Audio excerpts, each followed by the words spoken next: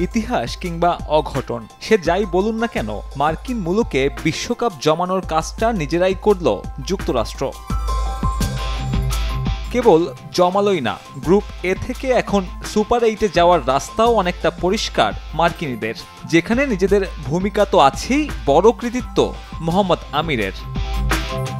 অবসর ভেঙে ফেরা এই পেসারের কাছে ছিল সুপার ওভার করার দায়িত্ব। এলোমেলো বোলিং আর 9 বলের ওভারে 18 রান খরচে দলকে বেশ ভালোভাবেই ডুবিয়েছেন।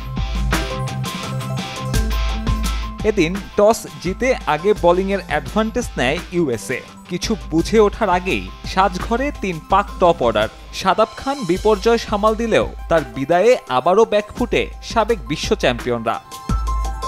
বিধ্বস্ত টপ অর্ডার আর বাবর আজমের মন্থর গতির ইনিংস দুয়ে মিলে যাচ্ছে তাই অবস্থায় মেন ইন গ্রিন। শেষের দিকে শাহিন আফ্রিদির 23-এ ভর করে 159 পাকিস্তানের স্কোরবোর্ডে।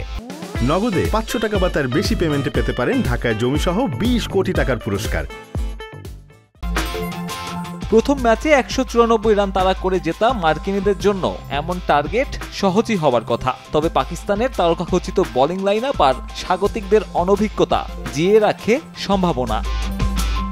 পাওয়ারপ্লের শেষ ওভারে প্রথম উইকেট হারানোর আগে স্কোর বোর্ডে 36। এরপর 3-এ নামা গাউসকে নিয়ে মোনাঙ্ক প্যাটেলের 69 রানের জুটি। ততক্ষণে ডালাসে অঘটনের মঞ্চ প্রস্তুত।